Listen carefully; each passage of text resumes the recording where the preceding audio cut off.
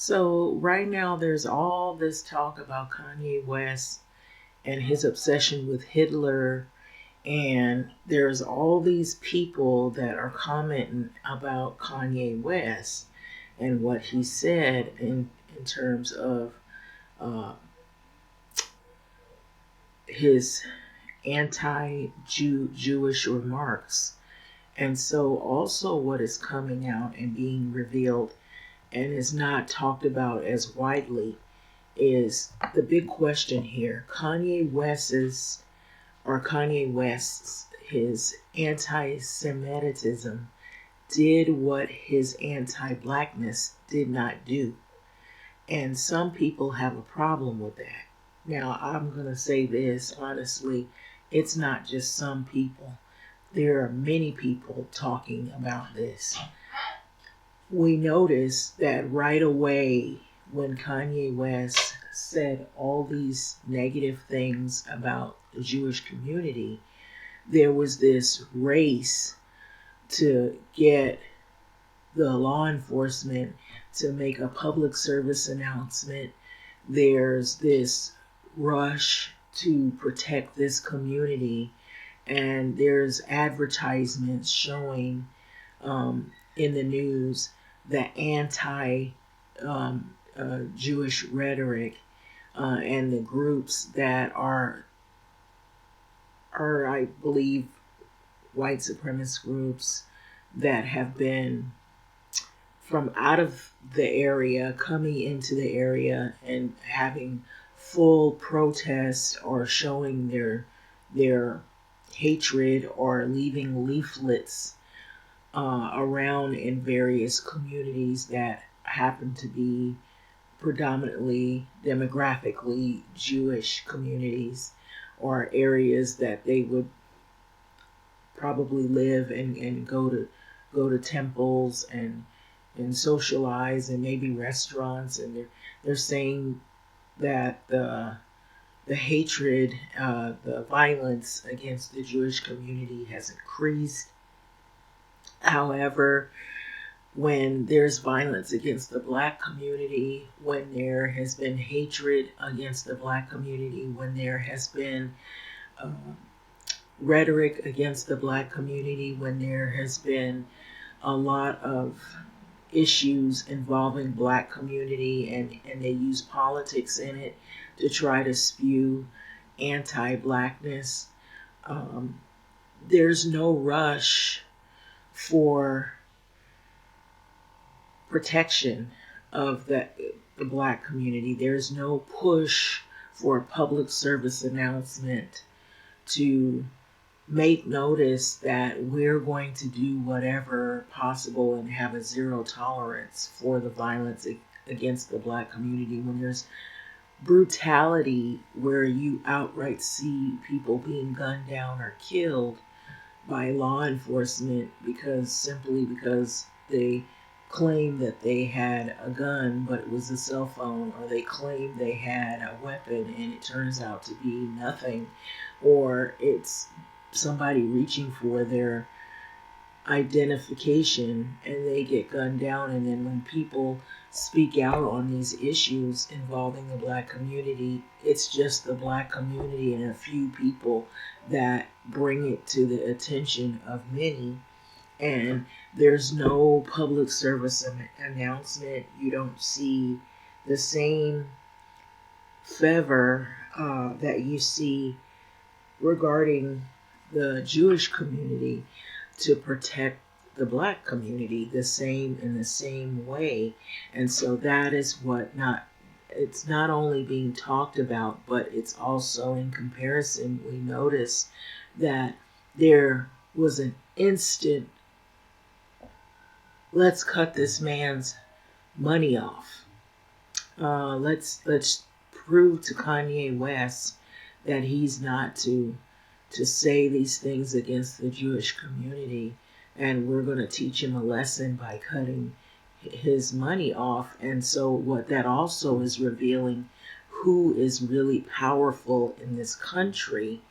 And so I believe that is what people are now starting to see, that a lot of these companies who they're controlled by and who they're listening to is the money.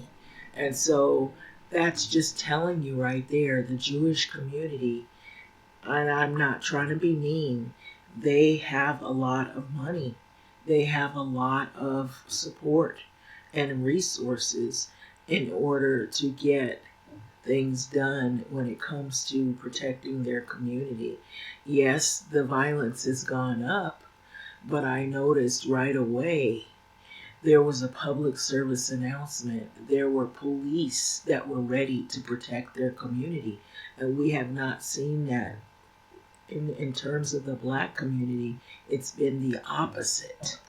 And so West made anti Semitic remarks that caused companies that he was affiliated with, including Adidas and Balenciaga, to end the relationship with him this week, bringing to an end his tenure on Forbes' billionaire list.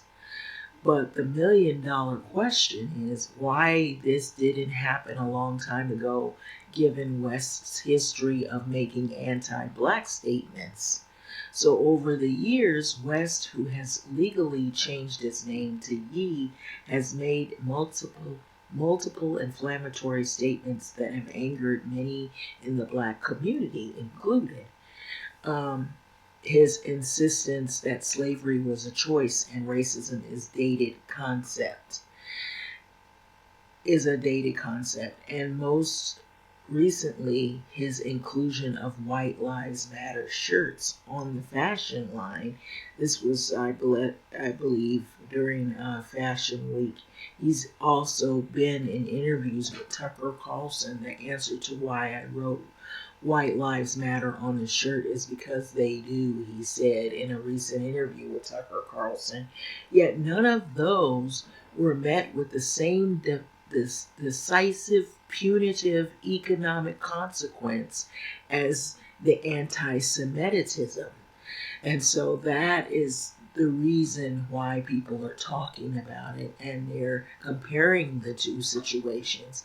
So I think it's a fair assessment to say that Kanye's punishment is part of the parcel of him making anti-Jewish remarks, and people care little to nothing about making anti-black remarks.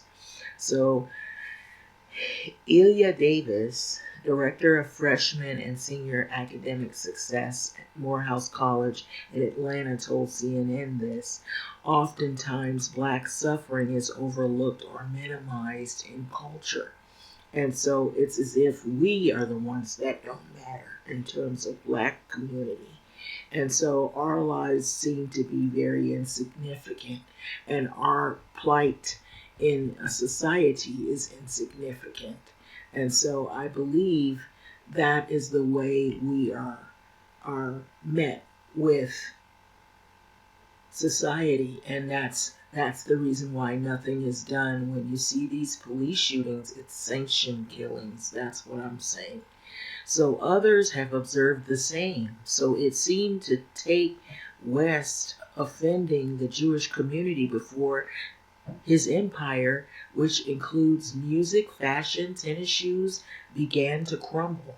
So that tells you who's running things. I'm just saying, I'm adding this in here. So journalist Ernest Owens recently tweeted fact: before Kanye West was the face of anti-Semitism, he was one of hip-hop's faces of misogynoir, anti-blackness, Trumpism, and slavery denial. And y'all still give him contracts, documentaries, endorsements, clothing deals, millions that became billions. And this is what Owens wrote: shame on you. So that is the reason why people are talking, because they see the connection with all of this. Now, how is it that this is okay for him to do this to the black community and nobody cuts his income off or says anything or has a public service announcement and sends all these officers to threaten the whole society with, we have zero tolerance for anti-Semitism, but you have tolerance for anti-black uh, and anti-hate, the what you call the hatred of black people, the anti-like, in other words, and you want anti-hate of the Jewish community, and you're okay with black people suffering. That's the issue. So Arthur and Washington Post magazine contributing writer Damon Young told CNN the situation is more nuanced discussion than it is sometimes appears to be on social media, because they reduced it to, okay, well, Kanye, he's saying this anti-black thing didn't get any repercussions, but he said the anti-Semitic thing, and he did get repercussions, Young said.